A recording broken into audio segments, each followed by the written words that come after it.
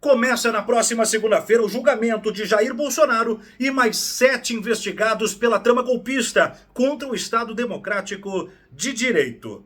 Desde sexta-feira, já há um forte esquema de segurança sendo organizado pela Polícia Judiciária e pela Secretaria de Segurança Pública de Brasília, temendo algum tipo de invasão ou atentado. Lembrando que nos últimos dias tiveram ameaças contra os ministros e o Poder Judiciário como um todo. Serão 2 sessões extraordinárias na parte da manhã, envolvendo a primeira turma do STF, que é responsável pela apreciação do caso. A partir das 9h30 da manhã de segunda e terça, teremos então a pauta dos golpistas. A parte da tarde segue com as sessões regulares da Corte. O regimento interno da Corte traz a seguinte organização. Os primeiros 30 minutos serão dedicados a Paulo Gonet, Procurador-Geral da República, para que ele faça a defesa da denúncia.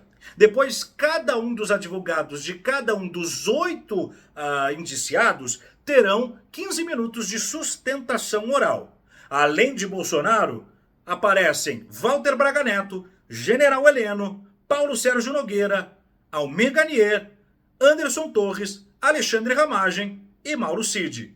A PGR indiciou Bolsonaro, no inquérito do golpe, com 5 crimes. Liderança da organização criminosa armada, tentativa de abolição violenta do Estado Democrático de Direito, golpe de Estado, ainda dano qualificado por violência e grave ameaça contra o patrimônio da União e deterioração do patrimônio tombado. O Diário do Centro do Mundo, que estará numa cobertura intensa deste momento que é sensível para a democracia e necessário de ter toda esta ampla cobertura, ouviu 5 dos mais importantes juristas do Brasil para entendermos como ocorreu a denúncia da PGR e o que vem nos próximos momentos, as etapas do julgamento desta denúncia. Então, a partir de agora, você confere nesta videoreportagem Marco Aurélio Carvalho, Cacai, Lene Streck, Pedro Serrano e Roberto Tardelli falando a respeito do aspecto jurídico envolvendo os crimes de Bolsonaro e seus asseclas contra o Estado de Direito. Comecemos com Marco Aurélio Carvalho, que fala que no tempo atual, na modernidade, nesta nossa democracia moderna, não houve ainda nenhum registro tão robusto em materialidade e farta responsabilidade provada como este caso. Confira, Marco Aurélio Carvalho para o DCM. É sempre um prazer muito grande, uma alegria falar com a família DCM. Eu tenho dito que nunca houve na história de nenhuma outra democracia moderna uma tentativa de golpe tão fartamente documentada. O caminho natural, portanto, é a responsabilização daqueles que tentaram atentar contra as instituições, contra o Estado de Direito, contra a Constituição e contra o ordenamento jurídico vigente. Não há outro caminho que não seja a condenação. E a pena precisa, na verdade, atingir a sua dupla dimensão. O caráter repressivo punitivo e o caráter pedagógico educador, né? Para que isso não volte a ocorrer, para que isso nunca mais aconteça no país, é fundamental que essas penas sejam rigorosas. Nós precisamos responsabilizar o braço político desse golpe e também, evidentemente, o braço empresarial que financiou essa tentativa de golpe, enfim, materializada nos atos do 8 de janeiro, né? A denúncia é muito robusta, aqui eu quero inclusive render homenagens sinceras ao Procurador-Geral da República, que tem atuado na perspectiva de recuperar a credibilidade de uma instituição tão fortemente afetada pela instrumentalização política e eleitoral dos anos da chamada Lava Jato. O procurador foi bastante feliz, as provas são muito robustas, inclusive há uma polêmica sobre a delação do Mauro Cid, né? Mesmo que ela fosse desconsiderada, não é uma delação frágil, foi uma delação espontânea, não tem nenhum vício, portanto deve permanecer rígida, mas mesmo que ela fosse desconsiderada, não alteraria em absolutamente nada o resultado final, que a gente espera, enfim, poder assistir do julgamento dessa ação, né? Exatamente porque a denúncia está lastreada em fatos, em dados e fartamente documentados. Eu estou bastante tranquilo em relação a isso, né? Para que nunca mais volte a acontecer, nós precisamos ser bastante duros, bastante rígidos, sempre resguardando o sagrado direito de defesa, o devido processo legal, a presunção de inocência, tentando evitar que medidas espetaculares, midiáticas, de conduções coercitivas pirotécnicas sejam feitas, porque ninguém precisa cumprir a lei, né, esculachando ninguém, né? O que interessa para a gente é defender garantias e direitos para Chico e para Francisco, né? Para os nossos aliados e também para os nossos adversários. É isso, um forte abraço. Cacai entende que a peça de Paulo Gonet, quase que uma Mona Lisa jurídica, é tecnicamente precisa. Destaca também a isenção do PGR e reflete sobre os atos que são narrados historicamente num compilado de uma timeline apresentada por Paulo Gonet. A denúncia apresentada pelo Dr. Paulo Gonet contra Bolsonaro e vários outros militares é tecnicamente muito interessante e precisa. O Procurador-Geral da República, um homem sério, um homem isento, faz primeiro um relato dos fatos. Ninguém chega a uma tentativa de golpe de repente, por acaso. Ele faz uma compilação de vários fatos que aconteceram nos últimos tempos e a comprovação da responsabilidade, não só do Bolsonaro, mas do seu grupo, é muito precisa, é muito interessante. Eu penso que esse julgamento se dará de forma muito rápida. As preliminares e outras questões que foram levantadas já estão decididas pelo Supremo. Já existem 381 condenados no mesmo processo. As testemunhas serão ouvidas com muita rapidez e acho que nós poderemos ter esse julgamento dentro de 5 ou 6 meses para virar essa página triste da história do país. Bolsonaro precisa ser condenado, preso. Só aí nós poderemos ter uma pacificação do país. Já Pedro Serrano entende que a materialidade do delito está comprovado e fala que o papel da denúncia não é o de julgar, não é o de condenar, mas sim apresentar os indícios, que para ele são consistentes. Bem, a denúncia contra Bolsonaro é aparentemente consistente, né? Apresentando indícios mais do que suficientes para justificar sua aceitação, que é o papel que ela tem que cumprir agora. O papel da denúncia não é levar automaticamente a condenação de ninguém. Na minha opinião, a materialidade do delito, pelo inquérito, pelo relatório da Polícia Federal, está mais do que comprovado. Resta agora demonstrar no processo a autoria. Esse que é o esforço agora, creio, do MPF durante o processo para demonstrar a autoria. A defesa cabe apenas se defender. E antes de fazer qualquer afirmação definitiva, é importante aguardar a defesa, ela se manifestar sobre as provas, dar sua versão, etc. Eu acho que o caminho da defesa, isso é quase impossível de negar a autoria, está muito bem demonstrado, perdão, a autoria não, a materialidade do delito está muito bem demonstrada, a materialidade do delito, a existência de uma organização criminosa que cometeu um crime de tentativa de golpe. Como eu falei, cabe à defesa agora, vamos dizer, se defender negando a autoria do delito, cada um dos réus.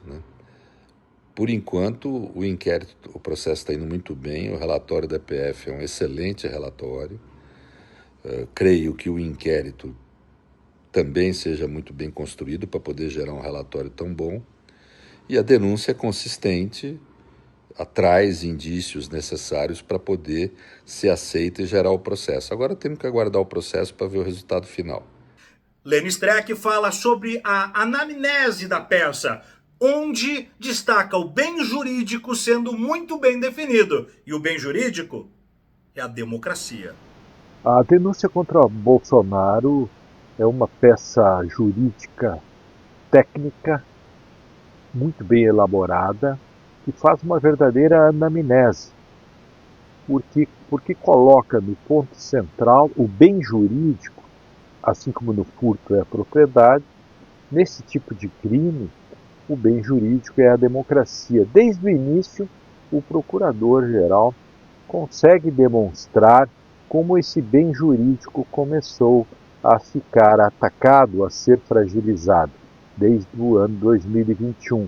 Essa somatória de coisas culmina com o 8 de janeiro.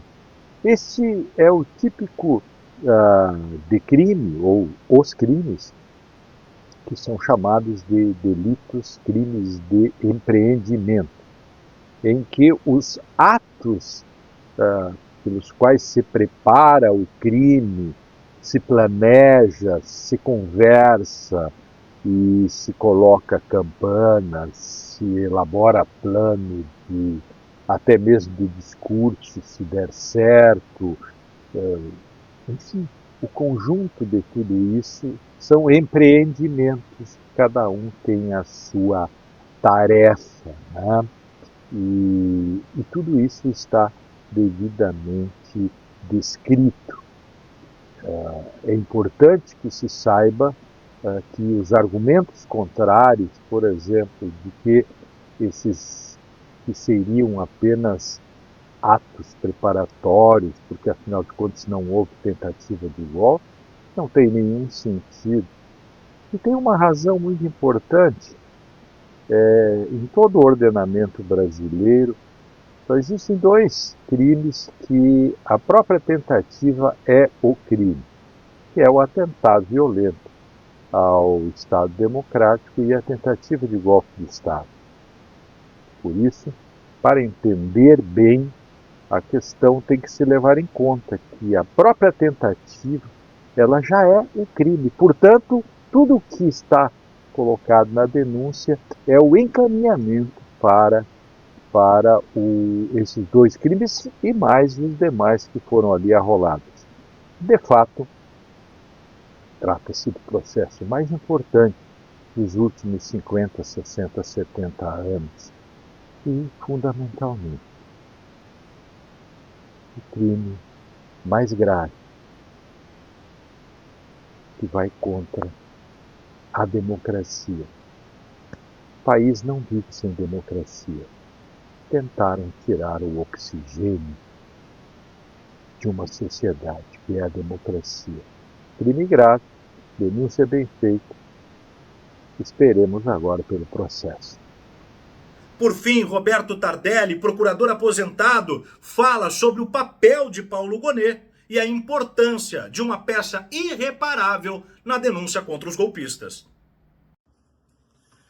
A denúncia que o Procurador-Geral da República ofereceu nesta data de ontem nos coloca numa situação em que sentimos que finalmente a história está sendo resgatada. Sua Excelência, Dr. Paulo Gonet, consegue estabelecer uma linha do tempo, ele faz uma narrativa como se fosse um filme em que ele apresenta cada um dos protagonistas dessa tentativa violenta de supressão do Estado Democrático de Direito, que eu substituiria pela expressão pela conspiração contra a democracia, e o faz de uma forma absolutamente republicana.